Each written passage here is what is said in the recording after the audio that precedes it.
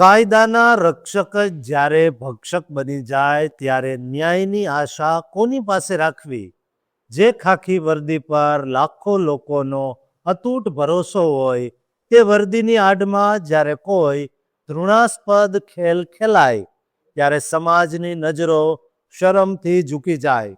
અમેરિકાના રિવરસાઇડ કાઉન્ટીની જેલોમાં સુરક્ષાનો દમ મારનાર એક ગુજરાતી યુવાનના હાથે એવું તો શું થયું કે જેલની અંદર ગુનેગારને મોકલનાર વ્યક્તિને જ જેલની અંદર જવાની ફરજ પડી. દોસ્તો, જ્યારે સત્તા અને વિશ્વાસનું ખૂન થાય ત્યારે પીડિતની વેદના અને આરોપીના પસ્તાવાની આ કરુણ વાત કોઈના પણ હૃદયને હચમચાવી દેવા માટે પૂરતી છે. રક્ષક અને ગુનેગાર વચ્ચેની આ પાતળી રેખા ક્યારે ઓળંગાઈ ગઈ અને કેવી રીતે એક પ્રતિષ્ઠિત પોલીસ ઓફિસર રાતોરાત કેદી બની ગયો તે જાણીને તમે પણ સ્તબ્ધ થઈ જશો. અમેરિકાના કેલિફોર્નિયામાં હૃદયને આઘાત પહોંચાડે તેવા સમાચાર મળી રહ્યા છે, જ્યાં 29 વર્ષીય યશ રમેશભાઈ પટેલ નામના ગુજરાતી મૂળના ડેપ્યુટીની ગંભીર આરોપો હેઠળ અટકાયત કરવામાં આવી. યશ પટેલ રિવરસાઇડ કાઉન્ટી શેરીફ ઓફિસમાં કોરેક્શન ડેપ્યુટી તરીકે ફરજ બજાવતા હતા, પરંતુ તેમની પર ન કહી શકાય તેવા ગંભીર અને ફોલ્સ ઇમ્પ્રિઝમેન્ટ એટલે કે કોઈને ગેરકાયદેસર રીતે ગોંધી રાખવાના અત્યંત ગંભીર આરોપો લાગ્યા છે.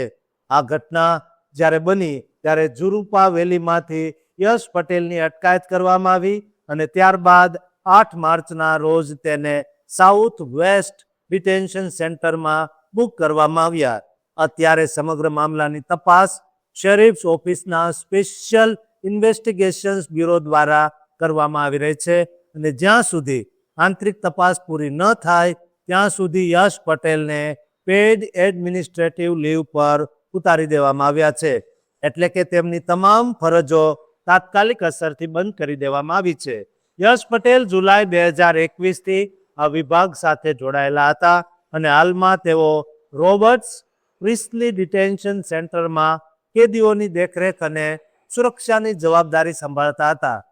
કેલિફોર્નિયાના કાયદા મુજબ જો આ આરોપો સાબિત થાય તો તે મિસડિમિનર એટલે કે સામાન્ય ગુનો અથવા ફેલોની એટલે કે ગંભીર ગુનાની શ્રેણીમાં આવી શકે, જેમાં 1 વર્ષથી લઈને 4 વર્ષ સુધીની જેલની સજા અને ભારે દંડની જોગવાઈ છે. વધુમાં જો પોલીસ અધિકારી તરીકે સત્તાનો દુરુપયોગ સાબિત થાય તો સજામાં વધારો પણ થઈ શકે છે અને તેમનું નામ કાયમી ધોરણે ઓફેન્ડર રજિસ્ટ્રીમાં નોંધાઈ શકે છે.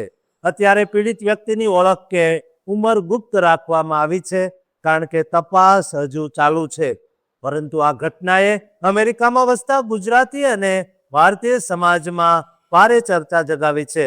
શેરીફ વિભાગે જાહેર જનતાને પણ અપીલ કરી છે કે જો કોઈની પાસે આ કેસને લગતી વધુ માહિતી હોય તો તેઓ તાત્કાલિક તપાસ એજન્સીનો સંપર્ક કરે.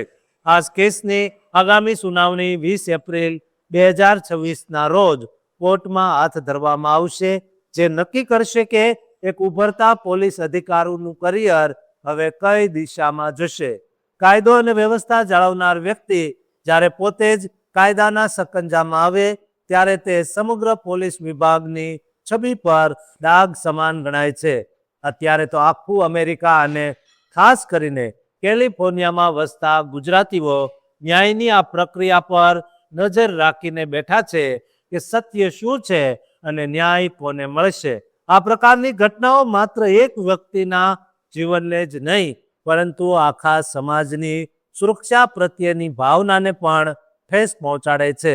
હવે જોવાનું એ રહેશે કે 20 એપ્રિલની કોર્ટની તારીખમાં શું નવો વળાંક આવે છે. દોસ્તો, તમારું આ અંગે શું માનવું છે તે કોમેન્ટમાં જરૂર લખજો અને આ વિડીયોને એટલો શેર કરજો કે કોઈ પણ વ્યક્તિ આ પ્રકારનું કાર્ય ન કરે અને આ ચેનલને સબસ્ક્રાઇબ જરૂર કરજો.